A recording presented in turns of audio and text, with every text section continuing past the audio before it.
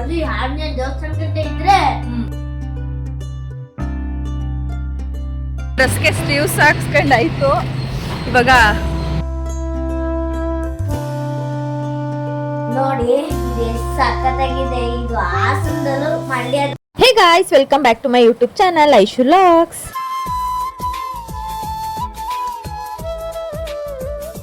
ಇವತ್ತು ನಾನು ಒಂದು ಪುಟ್ಟದಾಗಿ ವಿಡಿಯೋನ ಮಾಡ್ಕೊಂಡಿದ್ದೀನಿ. ಇಷ್ಟು ಡ್ಯೂರೇಷನ್ ಅಲ್ಲಿ ನಾನು ನಿಜವಾಗ್ಲೂ ಇಲ್ಲಿವರೆಗೂ ಯಾವ ವಿಡಿಯೋನೂ ಅಪ್ಲೋಡ್ ಮಾಡಿಲ್ಲ. ಹಾಗೆ ಇವತ್ತು ಏನು ವಿಶೇಷ ಅಂತಂದ್ರೆ ನಮ್ಮ ಪಾಪುಗೆ ಒಂದು ಸ್ಕೂಲ್ ಹುಡ್ಬೇಕಾಗಿತ್ತು. ಅವನ್ನ ಇಲ್ಲೇ ಇಟ್ಕೊಳ್ಳೋಣ ಅಂತ ಡಿಸೈಡ್ ಮಾಡ್ಕೊಂಡಿದೀವಿ. ಅದಕ್ಕೋಸ್ಕರ ಸ್ಕೂಲ್ನ ಸರ್ಚ್ ಮಾಡೋಣ, ಯಾವ್ದಾದ್ರು ಬೆಟರ್ ಆಗಿರೋಂಥ ಸ್ಕೂಲ್ ನಮ್ಗೆ ಸುತ್ತಮುತ್ತ ಸಿಕ್ಕಿದ್ರೆ ಅಲ್ಲಿಗೆ ಜಾಯಿನ್ ಮಾಡೋಣ ಅಂತ ಅನ್ಕೊಂಡು ಅದಕ್ಕೆ ಬೆಳಿಗ್ಗೆ ಬೇಗ ಎದ್ದು ರೆಡಿಯಾಗಿ ತಿಂಡಿ ಎಲ್ಲ ಮುಗಿಸ್ಕೊಳ್ತಿದ್ದೀನಿ. ಇನ್ನು ನನ್ನ ತಮ್ಮ ಬರಬೇಕು. ಅವ್ನು ಬಂದ್ಮೇಲೆ ಅವ್ನ ಜೊತೆಗೆ ಹೋಗ್ಬಿಟ್ಟು ಸ್ಕೂಲ್ ಎಲ್ಲ ಸರ್ಚ್ ಮಾಡ್ಕೊಂಡು ಹಾಗೆ ಅಲ್ಲಿಂದ ಬಂದು ಮಂಡ್ಯ ಹೊರಡಬೇಕು. ಅವನಿಗೆ ಸ್ವಲ್ಪ ಬಟ್ಟೆ ಮತ್ತೆ ಸಮಥಿಂಗ್ ಏನೇನೋ ತರದಿದೆ ಅದಕ್ಕೋಸ್ಕರ. ಸ್ಕೂಲಿಗೆ ಇಲ್ಲೇ ಇರ್ತೀಯ ನಮ್ಮ ಜೊತೆಗೆ? ಪಕ್ಕನ ಡೀಲ ಡೀಲ ಇಲ್ಲಿ ಡೀಲ್ ಇಲ್ಲೇ ಸ್ಕೂಲಿಗೆ ಸೇರಿಸ್ತೀವಿ. ಸೇರಿಸ್ಕೊಂಡು ನಮ್ಮ ಜೊತೆಗೆ ಇರ್ತೀಯ?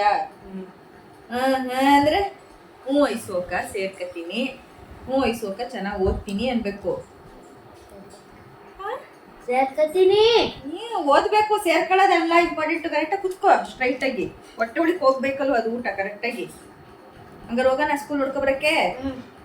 ಇಷ್ಟ ಆಗು, ಇಷ್ಟ ನೋಡು ಎಲ್ಲನೂ. ನಿಮ್ಗೆ ಇಷ್ಟ ಆಯ್ತು ನಾ ಸ್ಕೂಲಿಗೆ ಸೇರಿಸ್ತೀನಿ ಅಂದ್ರೆ ಬೇರೆ ಸ್ಕೂಲ್ ಹೋಗ್ತೀವಿ, ಸರಿನಾ? ಹಾಂ,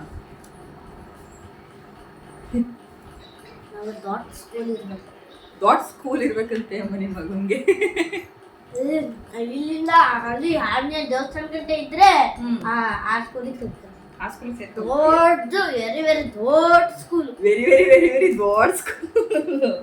ಸ್ಕೂಲ್ ಇಂಪಾರ್ಟೆಂಟ್ ಅಲ್ಲ, ಅಲ್ಲಿ ಎಜುಕೇಶನ್ ಹಿಂಗೆ ಕೊಡ್ತಾರೆ ಅನ್ನೋದು ಇಂಪಾರ್ಟೆಂಟು, ಹಿಂಗೆ ಓದಿಸ್ತಾರೆ ಅನ್ನೋದು ಇಂಪಾರ್ಟೆಂಟು, ಸರಿನಾ? ನಾವಿನ್ನು ಇವಾಗ ನೋಡಿರೋ ಸ್ಕೂಲ್ ಯಾವುದು ಅಂತ ನೋಡಿಲ್ಲ. ಇವಾಗ ಇನ್ನು ನನ್ನ ತಮ್ಮ ಬರಬೇಕು.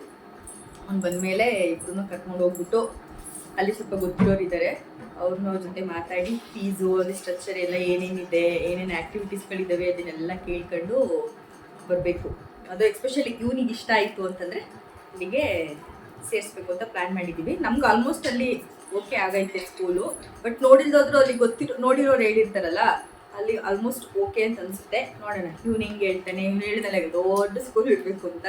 ಸುಮ್ಮನೆ ದೊಡ್ಡ ಸ್ಕೂಲ್ ಅಂತೆಲ್ಲ ಹೋಗೋದೆಲ್ಲ ವೇಸ್ಟು ಅಂತ ಅನಿಸ್ತದೆ. ಇನ್ನು ಆ ಸ್ಕೂಲ್ ಹೆಂಗೈತೆ ಅಂತಲೂ ನೋಡಿಲ್ವಲ್ಲ ನಾವು. ಕರ್ಕೊಂಡೋಗಿ ತೋರಿಸೋಣ, ಓಕೆನಾ? ಅದನ್ನು ಹೋಗೋಣ. ಫೈನಲಿ ಎಲ್ಲರೂ ಹೊರಟ್ವಿ ಸ್ಕೂಲ್ ನೋಡ್ಕೊಬರೋಣ, ಹಾಗೆ ಫೀಸ್ ಸ್ಟ್ರಕ್ಚರ್ ಏನೇನಿದೆ ನೋಡ್ಕೊಬರೋಣ ಅಂತ ಅಂದ್ಬಿಟ್ಟು. ಅವನಿಗೆ ಇಷ್ಟನೇ ಆಗಲಿಲ್ಲ ಸ್ಕೂಲ್, ಅದೇನು ಅಂತ ಗೊತ್ತಿಲ್ಲ. ಬಂದ್ಬಿಟ್ಟು ನನಗೆ ಬೇಡ ಐಶೋಕನ, ನಾನು ಸ್ಕೂಲಿಗೆ ಸೇರ್ಕೊಳ್ಳಲ್ಲ ಅಂತ ಅಂತಿದ್ದ.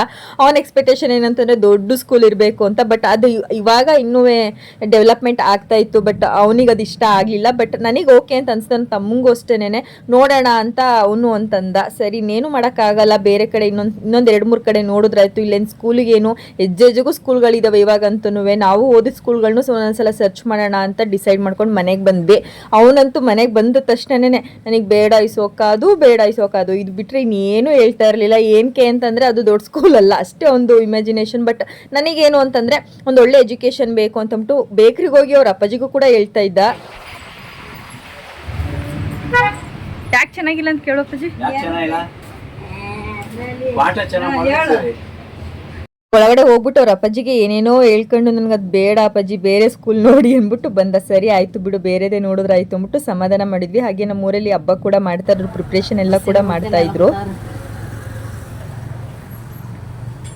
ನೀನು ಮಂಡ್ಯಕ್ಕೆ ಬತ್ತೀಯಾ? ಯಾಕೆ?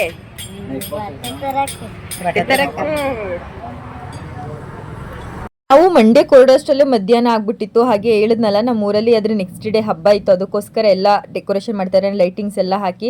ಸೊ ಬಸ್ಗೆ ಎಲ್ಲ ವೆಯ್ಟ್ ಮಾಡಿ ಸಾಕಾಯಿತು ಅಂತಂದ್ಬಿಟ್ಟು ಒಂದು ಆಟೋ ಸಿಕ್ತು ಅಂತ ಆಟೋದಲ್ಲೇ ಹೊರಟ್ಬಿಟ್ವಿ. ಯಾಕಂದರೆ ಸ್ವಲ್ಪ ಬೇರೆ ಕೆಲಸ ಇತ್ತು, ಅದು ಬೇಗ ಮುಗಿಸ್ಕೊಂಡ್ರೆ ನಾವು ಶಾಪಿಂಗ್ ಎಲ್ಲ ಮುಗಿಸ್ಕೊಂಡು ಬೇಗ ಬರ್ಬೋದು ಅಂತ ಅನ್ನೋದಕ್ಕೋಸ್ಕರ.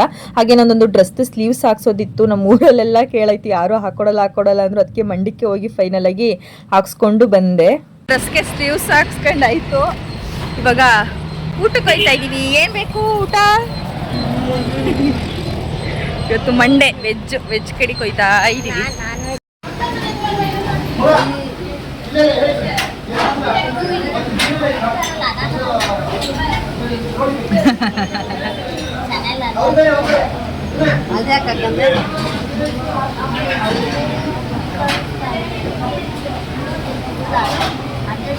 ಇವನ್ನ ನಾವು ಯಾವುದೇ ಹೋಟೆಲ್ ಕರ್ಕೊಂಡು ಹೋದ್ರು ಫಸ್ಟ್ ಪ್ರಿಫರೆನ್ಸ್ ಅವ್ನಿಗೆ ಕೊಡ್ತೀವಿ ಏನು ಬೇಕು ಅಂತ. ಅವ್ನು ಫಸ್ಟ್ ಹೇಳೋದೇ ಗೋಬಿ ಅಂತಂತ, ಅದಕ್ಕೆ ಗೋಬಿನ ಆರ್ಡ್ರ್ ಮಾಡ್ಕೊಂಡಿದ್ವಿ. ನಿಜವಾಗ್ಲೂ ಚೆನ್ನಾಗಿತ್ತು. ಊಟ ಎಲ್ಲ ಮುಗಿಸ್ಕೊಂಡು ಹೊರಟು ಇವನಿಗೆ ನನಗೆ ನಾನ್ ವೆಜ್ ಬೇಕು ಅಂತ ಇದ್ದ. ಇವತ್ತು ಮಂಡೇ ನಾನ್ ವೆಜ್ ತಿನ್ನಂಗಿಲ್ಲ, ವೆಜ್ಗೆ ಹೋಗೋಣ ಅಂತಂದ್ಬಿಟ್ಟು ವೆಜ್ಜಿಗೆ ಕರ್ಕೊಂಡ್ಬಂದು ಫ್ರೈಡ್ ರೈಸು ಗೋಬಿ ಎಲ್ಲ ತೊಗೊಂಡು ಹಾಗೆ ಜ್ಯೂಸ್ ಕುಡಿಬೇಕು ಅಂತ ಅನಿಸ್ತು. ಇವಾಗೆಲ್ಲ ಮಾವಿನಹಣ್ಣು ಸೀಸನ್ ಅಲ್ವಾ, ಅದಕ್ಕೋಸ್ಕರ ಮಾವಿನಹಣ್ಣು ಜ್ಯೂಸ್ ಕುಡಿಯೋಣ ಅಂತಂದ್ಬಿಟ್ಟು ಅವನು ಕರ್ಕೊಂಡು ಹೋಗ್ಬಿಟ್ಟು ಜ್ಯೂಸ್ ಕೊಡಿಸಿದ್ವಿ. ಅವನಿಗೆ ಈ ಥರ ಎಲ್ಲ ಹೊರಗಡೆ ಬರೋದು, ಈ ಥರ ಫುಡ್ಸ್ ಎಲ್ಲ ಟ್ರೈ ಮಾಡೋದು, ತಿನ್ನೋದು ಅಂತ ಅವನಿಗಂತೂ ಸಖತ್ ಖುಷಿ. ಬೇಕಾದ್ರೆ ಡೈಲಿ ಕರ್ಕೊಂಡೋದ್ರು ಡೈಲಿ ಬರ್ತಾನೆ.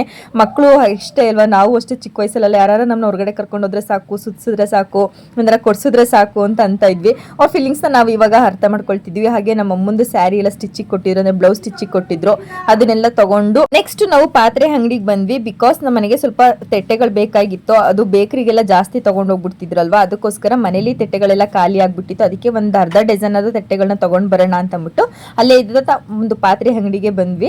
ಬಟ್ ಅಲ್ಲಿ ತೆಟ್ಟೆ ತಗೊಳ್ಳೋದ್ರ ಜೊತೆಗೆ ಒಂದು ಬಿರಿಯಾನಿ ಕಡಾಯಿ ನೋಡಿದ್ವಿ. ಎಷ್ಟು ಚೆನ್ನಾಗಿತ್ತು ಗೊತ್ತಾ, ಹಾಸನಲ್ಲೂ ಕೂಡ ನೋಡಿದ್ದೆ ನಾನು ಈ ಥರ ಬಿರಿಯಾನಿ ಕಡಾಯಿನ.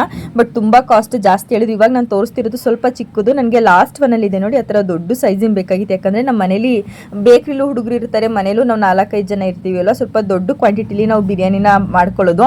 ಅದಕ್ಕೋಸ್ಕರ ಈ ಥರ ಬಿರಿಯಾನಿ ಕಡಾಯಿ ತೊಗೋಬೇಕು ಅಂದ್ಬಿಟ್ಟು ಸಖತ್ ಇಷ್ಟ ಆಗಿತ್ತು. ನಮ್ಮ ಮುಂಗು ಅಷ್ಟೇನೆ. ಬಟ್ ಹಾಸನಲ್ಲಿ ಕಾಸ್ಟ್ ಅಂತೂ ತುಂಬಾ ಹೇಳಿದ್ರು.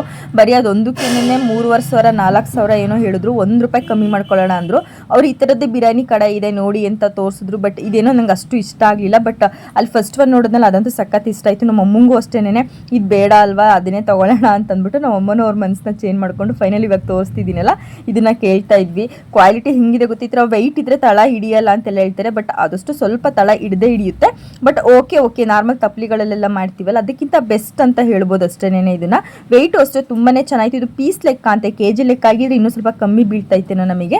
ಇದು ಪೀಸ್ ಲೆಕ್ಕ ಆಗಿರೋದ್ರೆ ಬರೀ ಒಂದೇ ಒಂದು ಪೀಸ್ ಮಾತ್ರ ತೊಗೊಂಡಿದ್ದೆ. ನನಗೆ ಅದೊಂದು ಸೆಟ್ಟು ಫುಲ್ಲು ಕೊಟ್ಬಿಟ್ಟಿದ್ರು ನಾನು ತೊಗೊಬಿಡ್ತಿದ್ದೆ. ಬಟ್ ಬಜೆಟ್ ತುಂಬ ಜಾಸ್ತಿ ಇತ್ತು. ಅದಕ್ಕೋಸ್ಕರ ನೆಕ್ಸ್ಟ್ ಒಂದೊಂದೇ ತೆಗ್ದು ಇಟ್ಕೊಂಡ್ರೆ ಆಯಿತು ಅಂತಂದ್ಬಿಟ್ಟು ಅದೊಂದು ತೊಗೊಂಡು ಹಾಗೆ ನಮ್ಮ ಪಾಪುಗೆ ಬಟ್ಟೆ ಪರ್ಚೇಸ್ ಮಾಡೋಣ ಅಂತಂದ್ಬಿಟ್ಟು ಅದು ಎದುರುಗಡೆನೇ ಇತ್ತು ಬಟ್ಟೆ ಪರ್ಚೇಸು. ವಿಶಾಲ್ ಮಾರ್ಟ್ಗೆ ಹೋಗೋಣ ಅಂತ ಅಂದ್ಕೊಂಡ್ವಿ. ಟೈಮ್ ಆಗಿಬಿಡುತ್ತೆ, ಮತ್ತೆ ಅದನ್ನೆಲ್ಲ ಇಟ್ಕೊಂಡಾಗೆಲ್ಲ ಹೋಗೋಕ್ಕಾಗಲ್ಲ ಅಂತ ಅಲ್ಲೇ ನಿಯರ್ ಬೈ ಇದೊಂದು ಶಾಪಲ್ಲಿ 1-2 ಜೊತೆ ಬಟ್ಟೆ ಕೊಡಿಸ್ಕೊಂಡು ಮತ್ತೆ ಆಟೋದಲ್ಲಿ ನಾವು ಸ್ಟ್ಯಾಂಡಿಗೆ ಬಂದ್ವಿ. ಇವಾಗ ಆಲ್ರೆಡಿ ಸುಮಾರು ಅಂದರೆ ಒಂದು 3 ಗಂಟೆ 4 ಗಂಟೆ ಆಗ್ಬಿಟ್ಟಿತ್ತು. ನಿಜವಾಗ್ಲೂ ಮನೆಗೆ ಬರೋಷ್ಟಲ್ಲೇ ಸಾಕು ಅನ್ಸ್ಬಿಟ್ಟಿತ್ತು, ಅಷ್ಟೊಂದು ರಶ್ ಇತ್ತು. ಇವಾಗ ನೋಡಿ ಅವ್ನ ಬಟ್ಟೆಗಳನ್ನೆಲ್ಲ ತೆಗ್ಬಿಟ್ಟು ನಾನು ತೋರಿಸಿ ನನ್ನ ಬಟ್ಟೆಗಳನ್ನ ನಿಮ್ಮ ವಿಡಿಯೋದಲ್ಲಿ ನಾನು ತೋರಿಸ್ತೀನಿ ಅಂತಂದ್ಬಿಟ್ಟು ಅವ್ನ ಬಟ್ಟೆ ಎಲ್ಲ ತೆಗ್ದು ಇಟ್ಕೊಳ್ತಿದ್ದಾನೆ. ಇವಾಗ ಅವನೇ ಎಕ್ಸ್ಪ್ಲೈನ್ ಮಾಡ್ತಾನೆ. ಈ ಪ್ಯಾಂಟ್ ಈ ಚಡ್ಡಿ ಎಷ್ಟು ಬರುತ್ತೆ ಅಂತ ಮಂಡ್ಯದಲ್ಲೂ ಪರ್ಚೇಸು ಸಕ್ಕತ್ತಾಗಿದೆ. ಒಳ್ಳೆ ಕ್ವಾಲಿಟಿ ಅಂತೂ ಸಕ್ಕತ್ತಾಗಿದೆ.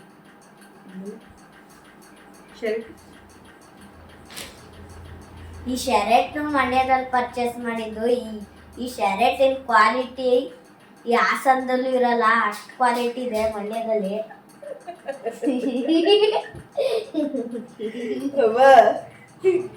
ಹಾಸನದಲ್ಲೂ ಇರತ್ತೆ. ಹೇಳ್ತಿರಲ್ಲ ಆಯ್ತಾ, ಖುಷಿ ಆಯ್ತಾ ಜೊತೆ ಹೊಸ ಬಟ್ಟೆ ನೋಡಿ, ಇದು ಎಷ್ಟು ಸಖತ್ತಾಗಿದೆ. ಇದು ಹಾಸನದಲ್ಲೂ ಮಂಡ್ಯದಲ್ಲಿರೋ ಶರ್ಟ್ ಈ ತರ ಬ್ಲಾಕ್ ಕಲರು ಹಾಸನದಲ್ಲೂ ಸಿಗಲ್ಲ. ಅಷ್ಟೊಂದು ಕ್ವಾಲಿಟಿ ಎಂತೂ ಸಖತ್ತಾಗಿದೆ ನೋಡಿ. ಎಷ್ಟು ಇದೆಲ್ಲ ಎಲ್ಲಿ ಕಲ್ತ್ಕೊಂಡೆ? ನೀವ್ ಹೇಳ್ತಾರೆ ಜಾಕ್ಪಾಟ್ ನೋಡಿ ಎಷ್ಟು ಸಖತ್ತಾಗಿದೆ. ಕ್ವಾಲಿಟಿ ಅಂತೂ ವೆರಿ ಸಖತ್ತಾಗಿದೆ. ಈ ಕ್ವಾಲಿಟಿ ನೋಡಿದ್ರೆ ನೋಡಿ ಎಷ್ಟು ಸಖತ್ತಾಗಿ ಕಾಣಿಸುತ್ತೆ. ಈ ಕ್ವಾಲಿಟಿ ಅಂತೂ ನೋಡಿದ್ರೆ ವೆರಿ ಕಾಣಿಸುತ್ತೆ. ಈ ಕ್ವಾಲಿಟಿ ಅಂತೂ ಸಖತ್ತಾಗಿರುತ್ತೆ. ಈ ಕ್ವಾಲಿಟಿ ಬೇಕಾಗಿದೆ ಲೈಕ್ ಕಮೆಂಟ್ ಶೇರ್ ಮಾಡಿ, ಲಿಂಕ್ ಅಂತ ಶೇರ್ ಮಾಡಿ. ಮಕ್ಳುಗಳು ನಾವೇನು ಮಾಡ್ತೀವಿ ಅದನ್ನು ನೋಡಿ ಕಲಿತಾರೆ ಅಂತಾರೆ ನೋಡಿ. ನಾನು ಮೀಶೋ ವೀಡಿಯೋಸ್ನೆಲ್ಲ ಅವನು ನೋಡಿ ಇವಾಗ ಅವನು ಬಟ್ಟೆಗಳನ್ನೆಲ್ಲ ರಿವ್ಯೂಸ್ ಕೊಡೋ ಥರ ಆಗ್ಬಿಟ್ಟಿದ್ದಾನೆ. ಸರಿ ಅಂತ ಅಂದ್ಬಿಟ್ಟು ಇವಾಗ ನೆಕ್ಸ್ಟ್ ಅದು ಬಿರಿಯಾನಿ ಕಡಾಯಿ ತಂದಿದ್ನಲ್ಲ ಅದನ್ನೆಲ್ಲ ಓಪನ್ ಮಾಡಿ ನೋಡ್ತಾ ಇದ್ದೆ. ಬಟ್ ನನಗೆ ಅಲ್ಲಿ ನೀಟಾಗಿ ನೋಡೋಕ್ಕಾಗಲಿಲ್ಲ, ನನಗೆ ಸುಸ್ತಾಗ್ಬಿಟ್ಟಿತ್ತು, ಕೂತ್ಕೊಂಡ್ರೆ ಸಾಕು ಅನ್ಸೋ ಥರ ಆಗಿತ್ತು. ಬಟ್ ಇವಾಗ ಅದನ್ನೆಲ್ಲ ವೆಯ್ಟ್ ಎಲ್ಲ ಎತ್ತಿ ವಾಶ್ ಮಾಡಿ ಇಟ್ಬಿಡೋಣ ಅಂತ ಅಂದ್ಬಿಟ್ಟು ನೋಡ್ತಾ ಇದ್ದೀನಿ. ಕ್ವಾಲಿಟಿ ನನಗಂತೂ ಸಖತ್ ಇಷ್ಟ ಆಯಿತು. ನೆಕ್ಸ್ಟ್ ಟೈಮ್ ಬಿರಿಯಾನಿನ ಇದರಲ್ಲೇ ಮಾಡೋದು. ಈ ವ್ಲಾಗ್ನ ಇವತ್ತಿಗೆ ಇಲ್ಲಿಗೆ ಎಂಡ್ ಮಾಡ್ತಾ ಇದ್ದೀನಿ. ನೆಕ್ಸ್ಟ್ ಒಂದು ಹೊಸ ವ್ಲಾಗ್ ಜೊತೆ ನಿಮ್ಮ ಮುಂದೆ ಬರ್ತೀನಿ. ಅಲ್ಲಿವರೆಗೂ ಟೇಕ್ ಕೇರ್,